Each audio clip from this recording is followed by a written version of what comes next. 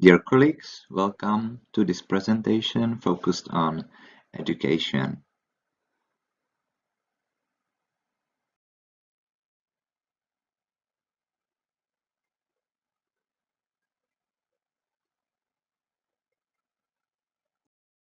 My name is Jan Husák. I live in Czech Republic and I work in a museum of Wallachian region, and currently I also work as a teacher of geography. My focus is didactics of geography and environmental studies, and due to this I specialized especially to interactive education, environmental protection, and sustainability. And in this presentation I will present you a game called Beware of Flood. I will present you this game design and all the issues about it and around it. But first of all, I would like to introduce you Museum of Wallachian region, which is located in the very east of Czech Republic. It's a regional museum, about 50 employees, 4 historical buildings, mainly castles, and 1 observatory. We are a state-funded institution, not big, not small, so we will see what's possible to create in such an institution. In this lesson, I will mainly talk about the game Beware of Flood. It's a web game and it's an output of activities of our museum, and it can be considered as a good practice example. I will try to distinguish different forms of using of this game, and I will give you a short development history of this game, and of course I will show you how to play it. And finally I will talk about evaluation and improving digital educational tools, and finally we will think about a contribution of such web-based games for other museums, and the opportunities how to create similar tools in the future. So what is this about? Beware of Flood, a game which can be considered as a serious game, so it's really game but presenting really complex and difficult environmental issue in a very playful way, but also in a very efficient way, because it can give a huge amount of information based on constructivist pedagogy, and the students or the players cannot find out that they are teaching so many new things. This game is working with simulation of a real landscape. It shows some examples and it enables to watch the changes and to discuss it. First of all, I would like to show you how the game is working, how we can use it, and after it we will talk about evolution of the game, how we made it, and what we do with it, how we evaluate, and so on. So the game has a really wide range of use. You can use it with students, you can use it with seniors, you can use it with small groups, individual or big groups. There are mainly 3 different forms of use. The first one is an individual PC game, which can be considered as a game placed on a screen in exhibition or wherever, where individuals are coming and playing the game, a single player, let's say. The second one is e-learning. So the game is spreading via internet. The player gets a link, internet link, and he's playing it via e-learning, and he can fill some forms after, and so on. The last one, and by my opinion the most efficient one, is a group lecture where a teacher is not the tutor who is giving the answers and helping with everything and so on. He's just a guide, and he's a guide who presents the game to the students, to the players, and they are deciding by themselves, and that's the point of this game. So I will try to show you how to play it. Unfortunately, we can't see each other, hear each other, so I will role play like a teacher and student in one role. It will be funny, probably. Let's play. As you can see, we have an English translation of a game. In the beginning, you can read some game rules, and there is a short form. So for me, I will fill I'm a teacher, my age. I played it so many times. So here is the main menu or main screen of a game. The goal of a game is to prevent flood damage in the town by choosing the most wise decision. Each year you can choose of 6 different possibilities, and here you can see some counters. So there is a year. We don't know in which year the flood will come. There is your budget, your finance, and there is an efficiency. So it means how successful are you in the way of flood control. So the game over comes when the flood comes. Let's try the first round. We have 6 different choices. Counter-plotting, it means different plottings than it's normal. You can choose if to buy it or to do nothing, and there is some additional info. There is also possibility to build a new cycleway for 6 millions. There is a detention basin, quite expensive. Gravel removal, you can get some money. You can also do nothing or renovate weirs. So by communication in a collective or by my own decision, I find that the counterplotting is the best way. So I will choose buy, and as you can see, sorry for this translation, sometimes we still have some Czech words here.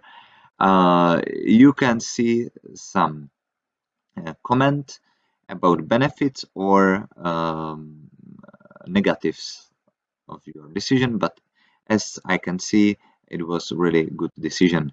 And in the landscape, there is some change.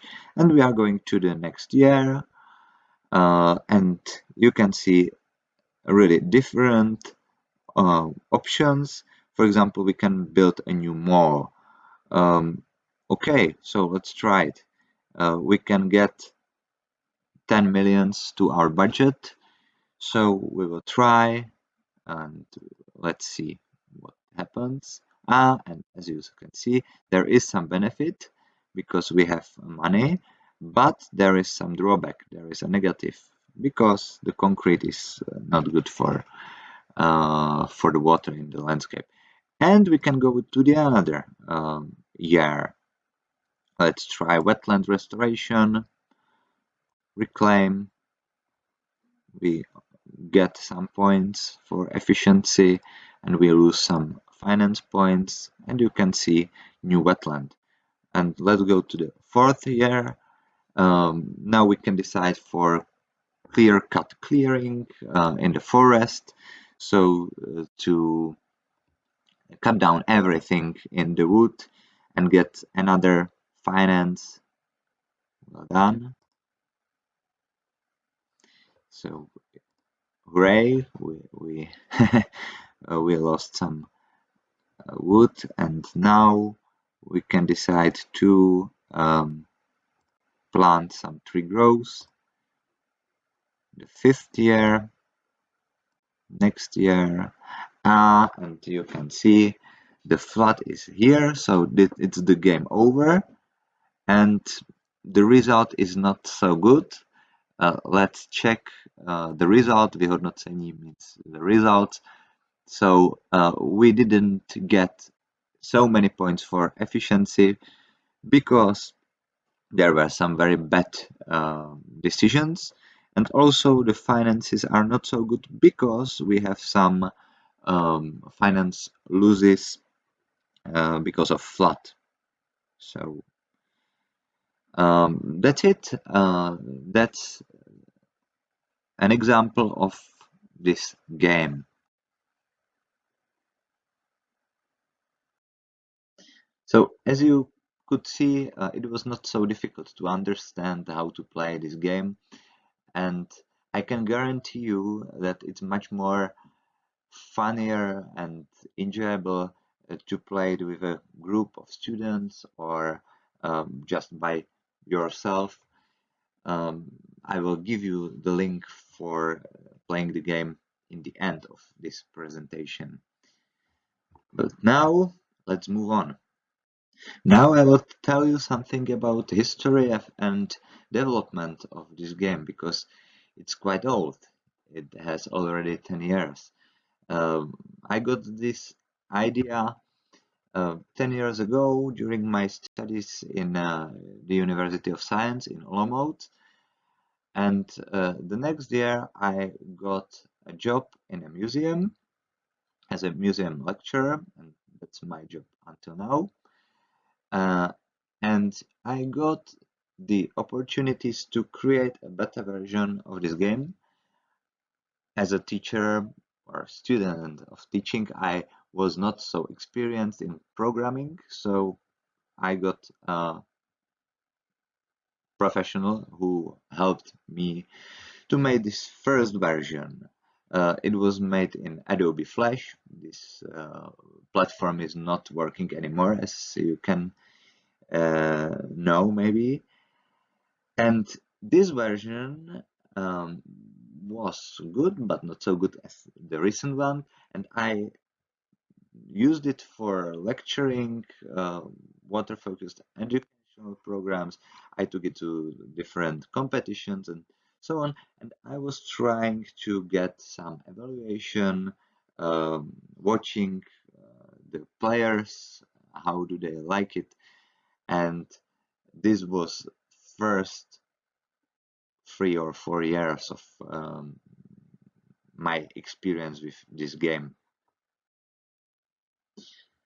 In 2015, we decided to get a project funding for the game because we found that it's a very good idea and we wanted to make some improvements.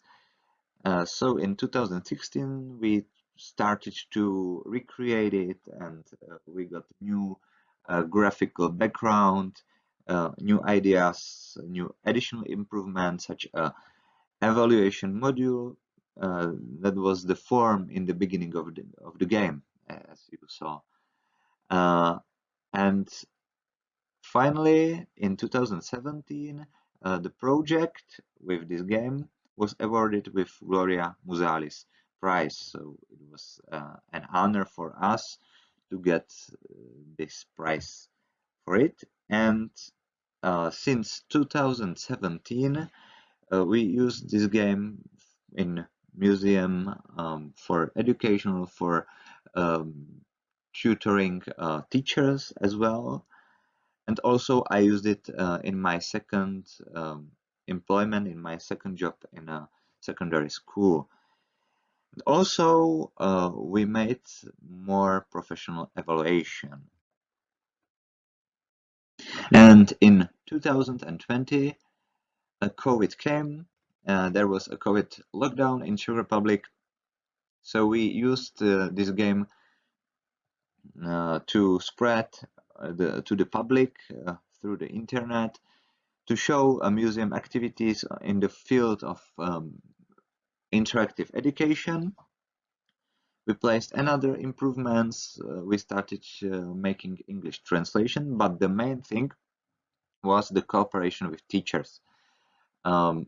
Briefly, we offered to the teachers our know-how, how to work with this game. We put it on a visible website where they can find it.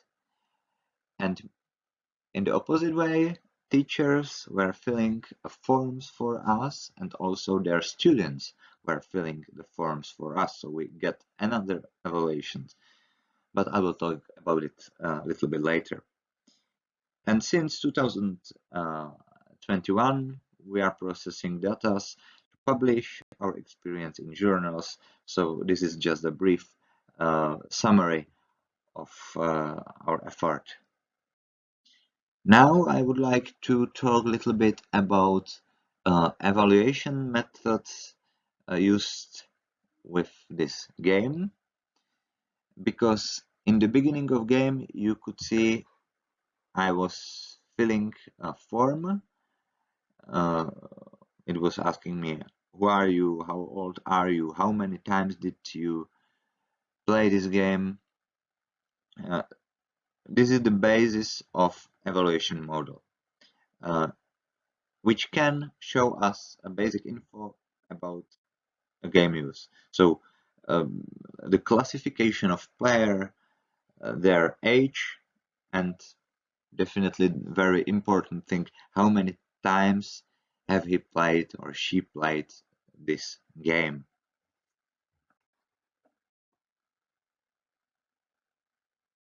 The evaluation is very important for almost any educational activity, because we can see, first of all, how popular our activity is. So in this table you can see game visits per month since the starting of a new version of the game in April 2016.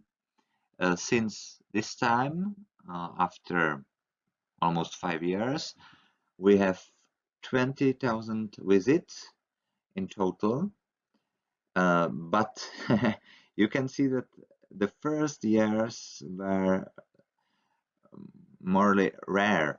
The visits more during the spring, because in this time we got a peak of schools coming to the museums. Here in January, February, and spring 2020, you can see the first peak of COVID, because that was the time when we were announcing our activity, the game, on the internet, showing to the people our activity. So it was higher, but still not as high as in a recent year, because that was the time of our cooperation with different schools. So visits were much more of fun. In another output of evaluation, you can see a table of game users' age. The main group is from 12 to 18 years old, of course, because they are school children, primary and secondary schools. And that was also the target group of the game, so that's correct. But you can see a very popular. The game is popular also for younger children and also for seniors. That's really interesting. And from another data, I can see that seniors are coming back to play it again and again. So that's a great news. Really valuable information when you are evaluating is to ask why people abandon the game or the activity. In this table you can see the difference between the games which were finished. So 60% of players who started playing the game finished playing, and 40% didn't finish. And then you can start to ask why they abandoned playing. Because it was too long, too short, because they didn't understand questions, because it was complicated in overall to them, because they had a bad internet connection, whatever. And here you can see the game time, the average game time divided to these three main classes: student, teacher, and the others. So teachers are playing the game very precisely. They spend a lot of time playing the game compared to the students, but it's obvious. So this was the first example of evaluation via evaluation module. The data are collecting by itself. That's a great thing. But you can evaluate just with some form giving to the visitors. Evaluation is very good all the time. Now I will show you something different. In 2020, during coronavirus lockdown, we decided to make another type of evaluation through Google Forms, because the evaluation I was talking in before wasn't focused on educational effect of the game. So we sent an email and other messages via social networks to schools, to different teacher groups, and we offered them our know-how. We made a big advertisement of this game, showing them how to work with this and asking them to use it and fill the form with their students for us. So teachers and students filled these forms, which were focused on educational effect of the game and its contribution for environmental education.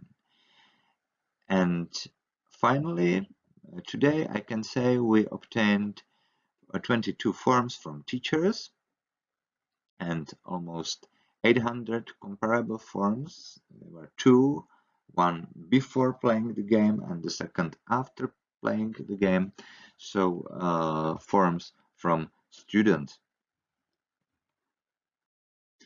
And now let's have a look on evaluation output of the second method, or research. We were asking in one question to the teachers, we were asking them how do they feel about user friendliness, game impact on student knowledge, and game impact on student attitude. They got a 100-point scale. 0 was something like disaster, 100 perfect, awesome. And you can see the results are quite nice. Teachers felt good about this game, and I'm especially happy because of user friendliness, because they can understand it. Also the another one. But the real impact, this is just feeling of teachers, but the real impact of the game, we have also some data sets for it, but it's not ready yet.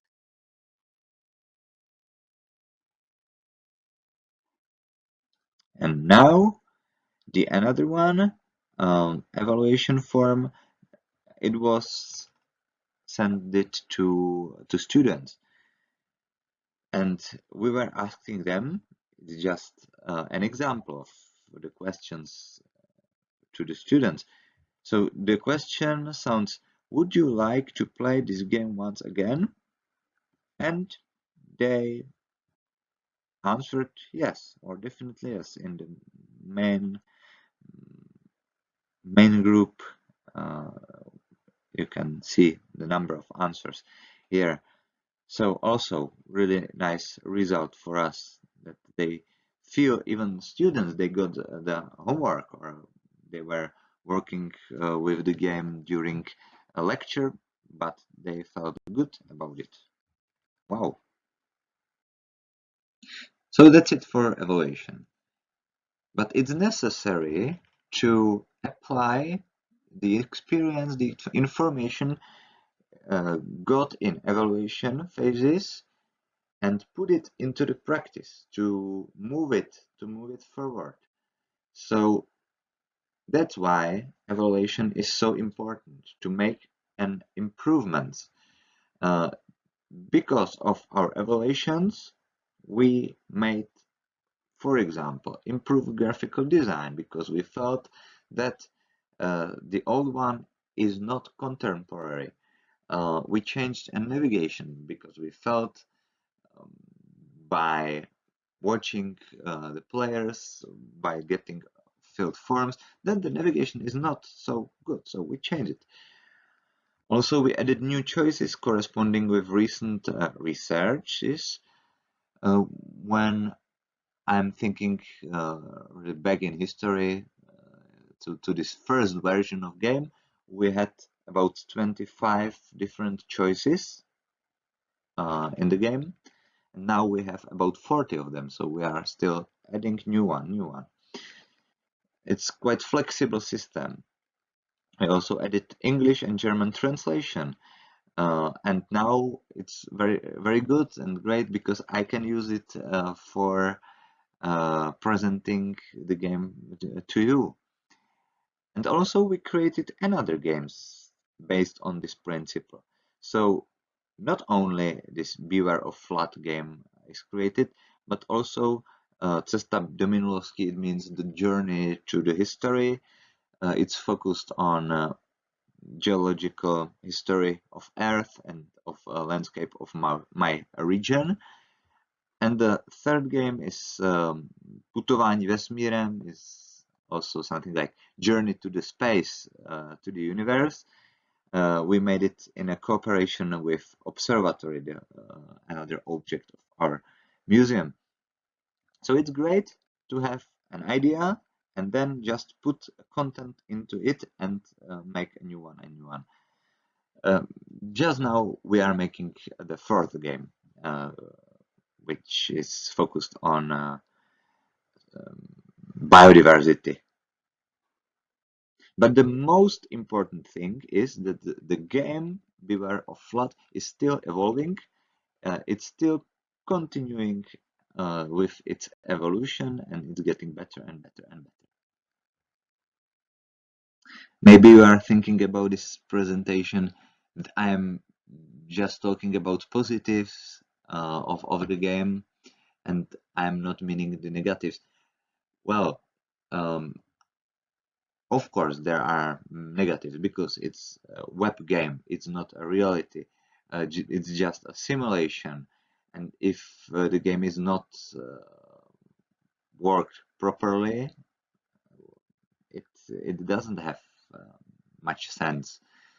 I've got an experience that some people, especially children, when they don't know how to play it, they are just clicking, clicking, clicking, not thinking about the question and so on. But that's the point, that the most efficient way working with the game is the lecture form with the teacher or lecturer. But anyway, the contributions of the game, but I think of many games created in museum, are especially in these 3 points. The first one, connecting science and education, because a museum can work as a mediator between the science, the university, the researchers, and the science world, and the education. And the museum has the opportunity to link it, to connect it. And due to this, because in a museum there are experts, and also there is a time to make it. In schools, really often teachers don't have a time to make so well prepared and designed tools. Of course, because they are teachers. I am teacher as well. I know what I'm talking about. So that's the first good point. The second one, raising public awareness about complex issues. Flood control is a really complex issue. Ecosystem services, complex issue. Geology, evolution of the earth, of landscape, also very complex issue. And this kind of games, of tools, can raise awareness about it. They can help to educate in a good way. And not the last one is that if we broaden museum services, we have some new things in exhibitions.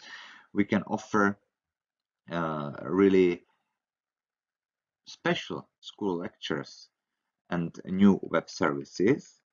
It will affect attractiveness and publicity for many museum activities. And then there will be a bigger social recognition and respect for museum work, for museum workers. And even in the COVID times, because in COVID times we didn't have too much opportunities to show to people, here we are making good things, we are making things with huge impact. And that's the point of my presentation, that it's really good to create something like this. I hope that I shown you a good example of museum practice, of museum output, of web-based output of museum work. If yes, I'm really happy for it. In the end of this presentation, I would give you a few of recommendations or some thoughts what we can do as a museums to have more innovative outputs. The first one, don't be afraid of new colleagues who are inventive and full of new ideas, even it can sound crazy sometimes, because new ideas are crazy, but when they get space, they can be really good. Second, create a positive creative atmosphere at workspace or workplace, because it's really necessary to create, because creation is about cooperation, not just one person doing for himself. The third, support and develop perspective ideas. Don't let it fall asleep. if you have something in a drawer, take it out. The next, get money for it. If you are a chief, pay extra wage. Or find a project funding, get money for it, because it's also about money, and good ideas are worth of big money. And now my recommendation for chiefs: please communicate directly with your subordinates and try to get a feedback, try to get evaluation, try to get new ideas. And for employees, educate and improve yourself all the time and try to do not fossilize. Because each mistake makes an opportunity to learn something new. That's the principle of a game Beware of Flood, but also principle of our work. Thank you very much for your attention. Here you can find the link. The first one is the link for the Museum of Wallachian region, and the second one is a link for the game Beware of Flood. Thank you very much and have a nice day, month and year. Goodbye.